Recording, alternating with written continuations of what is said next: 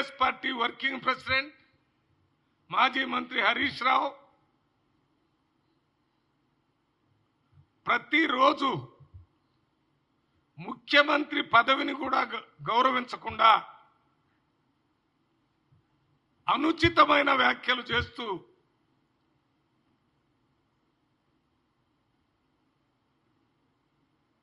ప్రజల ముందు ఒక జోకర్స్ లాగా మాట్లాడుతున్నారు. వారు మాట్లాడేది ప్రజల సమస్యలు కాదు. వారు రాత్రింబగళ్ళు ఒకటే ఆలోచిస్తున్నారు. ఈ ప్రభుత్వాన్ని 5 సంవత్సరాలు పరిపాలించడానికి ప్రజలు ఓటిచ్చి గెలిపిస్తే బంగ్లాదేశ్లో ప్రభుత్వం మీద ప్రజలు తిరగబడ్డట్టుగా తెలంగాణలో ప్రజలు కాంగ్రెస్ ప్రభుత్వం మీద తిరగబడతారని మతి చెల్లించి మాట్లాడుతున్నారు కేటీఆర్ గారు. బంగ్లాదేశ్లో ప్రజలు భౌతికంగా తిరుగుబాటు చేసి అక్కడ ప్రభుత్వాన్ని పడగొట్టారు. కానీ ఈ కేటీఆర్, హరీష్ రావు, కేసీఆర్ ప్రభుత్వాన్ని ప్రజలు తిరుగుబాటు చేసి ఓట్ల ద్వారా ప్రభుత్వాన్ని దించిపడేశారు. మీ ప్రభుత్వాన్ని బంగ్లాదేశ్లో ప్రజలు ఏ రకంగా ఉన్న ప్రభుత్వాన్ని దించారో మీ ప్రభుత్వాన్ని పడగొట్టి కాంగ్రెస్ ప్రభుత్వాన్ని తీసుకొని వచ్చారు. ఈ విషయం మర్చిపోయి కాంగ్రెస్ ప్రభుత్వాన్ని, రేవంత్ రెడ్డి ప్రభుత్వాన్ని బంగ్లాదేశ్లో లాగా ప్రజలు తిరస్కరిస్తారు. ఎందుకు ప్రజలు తిరస్కరిస్తారో చెప్పండి. మీరు చెయ్యనటువంటి ప్రజా ప్రయోజనకరమైన పనులన్నీ రేవంత్ రెడ్డి గారు చేస్తున్నారు. సివిల్ సప్లైస్ ద్వారా సన్నబియ్యం పేద ప్రజలందరికీ కోట్ల మందికి ఇచ్చేటటువంటి స్కీముని రేవంత్ రెడ్డి గారు తీసుకొని వచ్చారు. మీ టైంలో దొడ్డు బియ్యం అవి తినలేక అమ్ముకునేవాళ్ళు. అటువంటి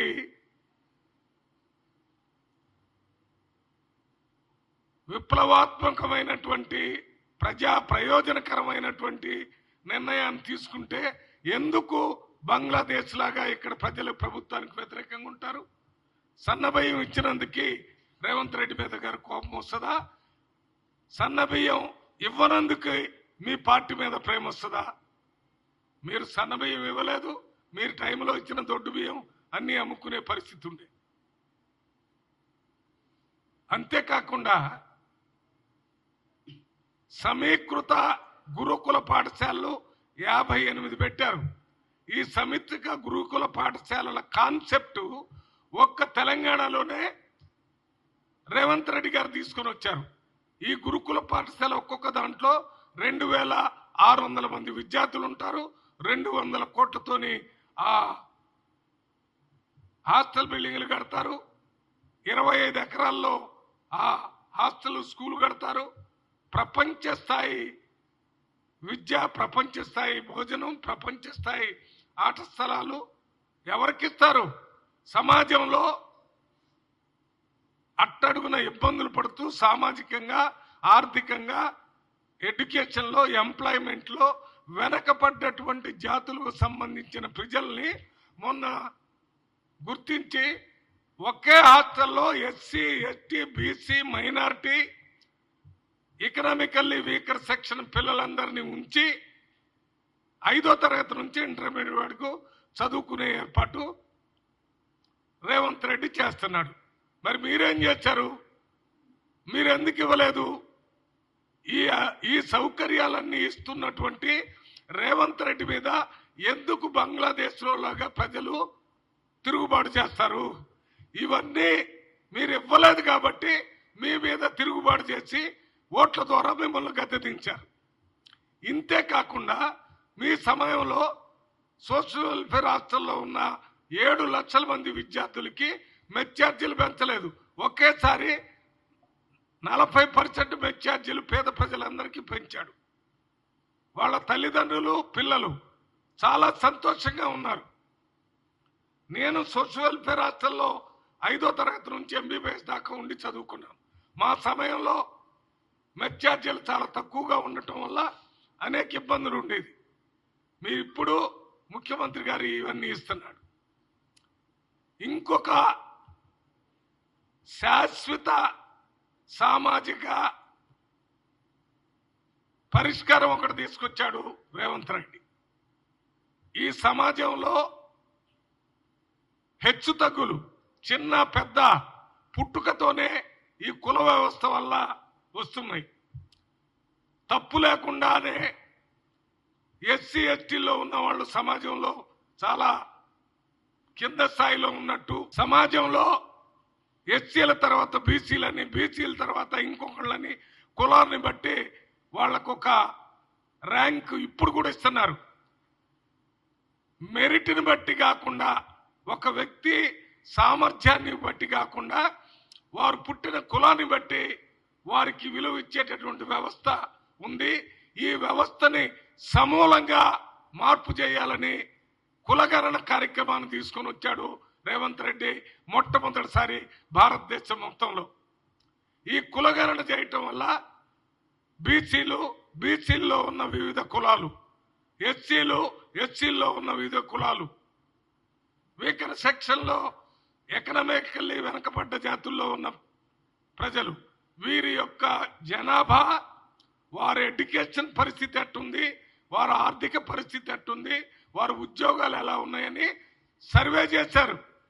1,00,000 మంది ప్రభుత్వ ఉద్యోగులతో 50 రోజులు సర్వే చేసి, ఆ సర్వే ఆధారంగా అసెంబ్లీలో బిల్లు పెట్టి 42% రిజర్వేషన్ బీసీలకు ఇవ్వాలని, 50% రిజర్వేషన్ మీద ఉన్న సీలింగ్ తీసేయాలని ముఖ్యమంత్రి నిర్ణయం తీసుకొని మరి రిజల్యూషన్ పాస్ చేసి ఈ బిల్లుని పార్లమెంట్లో కూడా పాస్ చేయాలని ప్రధానమంత్రికి రిప్రజెంట్ చేయడానికి రాహుల్ గాంధీ ఇండియా అలయన్స్ ఎంపీలతో కలవటానికి సిద్ధమై పనిచేస్తున్నాడు. దీని ద్వారా శాశ్వతంగా ఈ కుల వివక్ష పోయి అందరూ చదువుకునే అవకాశం, అందరూ అన్నదమ్ముల్లాగా ఒకే కుటుంబంలో, తెలంగాణ అంటే తెలంగాణ తల్లి బిడ్డలు, తెలంగాణ అంటే తెలంగాణ తల్లి బిడ్డలు, తెలంగాణ తల్లి బిడ్డ అంటే ఎవరైనా తెలంగాణ బిడ్డ, అది ఎస్సీ అయినా తెలంగాణ బిడ్డే, బీసీ అయినా అంతే, ఎస్టీ అయినా అంతే, మైనార్టీ అయినా అంతే, ఫార్వర్డ్ అయినా అంతే, అందరూ తెలంగాణ తల్లి బిడ్డలు. తెలంగాణ బిడ్డలందరూ ఈ సమీకృత గురుకుల పాఠశాలల్లో ఈ కులగణన వల్ల వచ్చిన రిజర్వేషన్లో చదువుకునేటటువంటి ఒక గొప్ప విప్లవాత్మకమైనటువంటి నిర్ణయం తీసుకొని ఈ రాష్ట్రంలో పరిపాలన నడిపిస్తున్నటువంటి నాయకుడు రేవంత్ రెడ్డి గారు. అటువంటి నాయకుడు మీద ప్రజలు ఎందుకు బంగ్లాదేశ్ మీద అప్పుడు ప్రభుత్వం మీద తిరుగుబాటు చేశారంటే ఇక్కడెందుకు చేస్తారు చెప్పండి?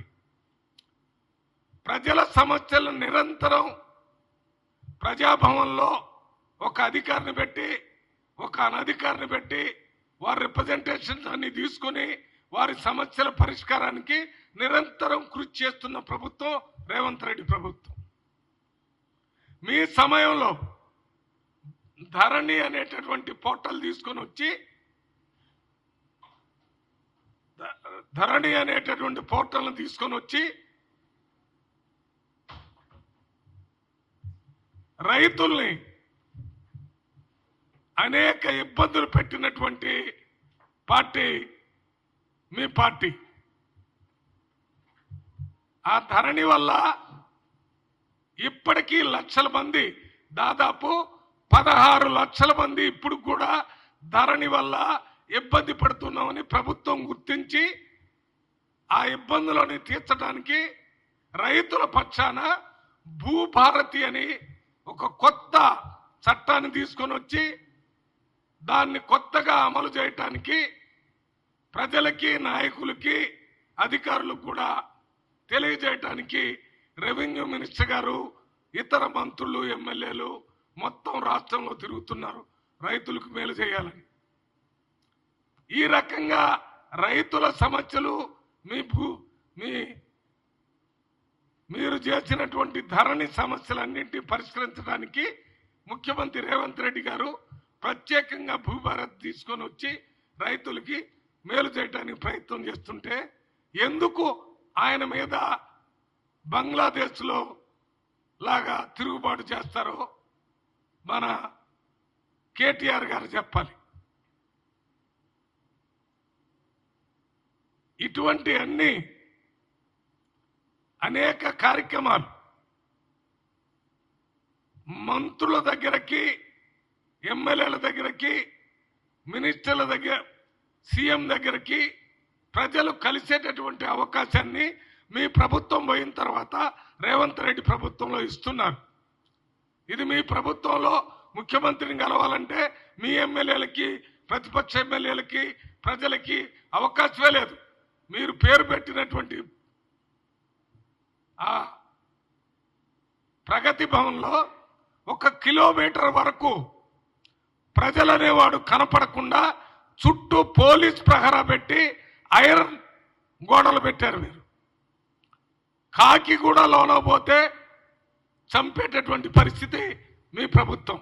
ఇప్పుడు రాష్ట్రంలో రేవంత్ రెడ్డి ప్రభుత్వం రాగానే ఆ ఐరన్ కంచెను తీసేసి ఆ ప్రగతి భవన్ని ప్రజాభవన్గా చేసి ప్రజలందరికీ అక్కడికి వచ్చే అవకాశాన్ని కల్పించి వారి సమస్యలను తెలుసుకోవడానికి అధికారులు, అనధికారులు పెట్టి ప్రజాస్వామ్యయుతంగా, ప్రజాస్వామ్యం ద్వారా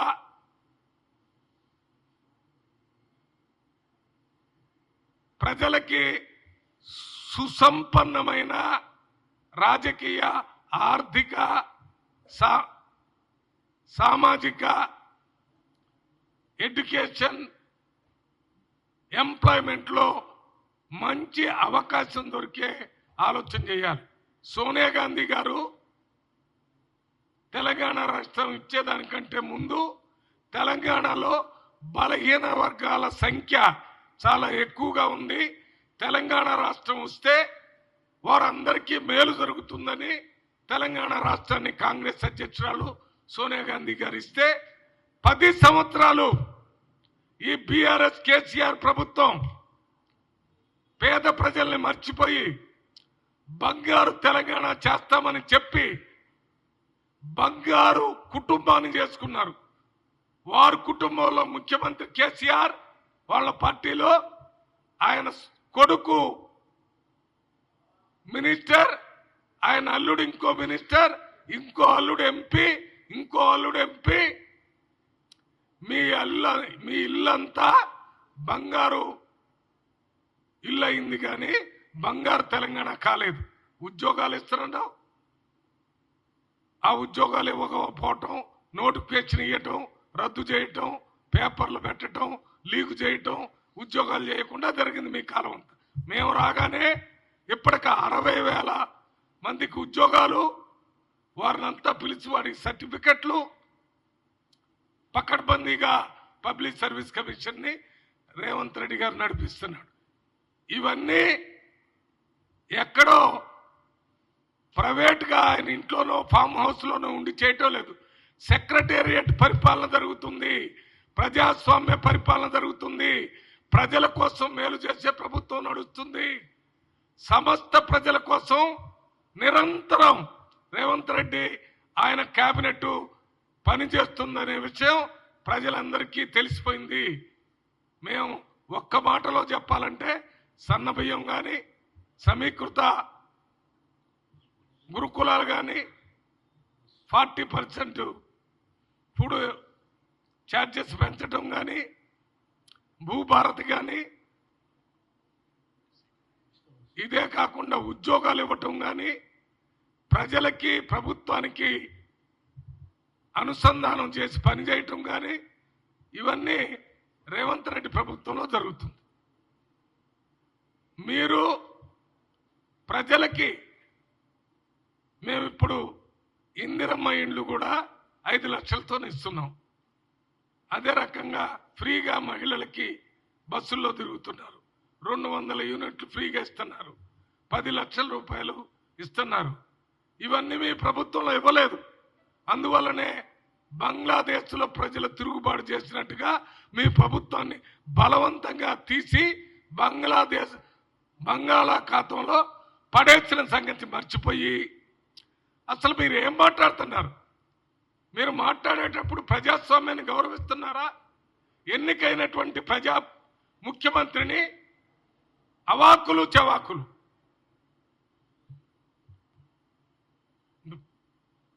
మేము ఈ రకంగా మాట్లాడితే మేము పెద్ద నాయకులుగా మా ప్రభుత్వంలో ఉంటామని ఆలోచనే తప్ప మీరు మాట్లాడేది ఎవరి కోసం?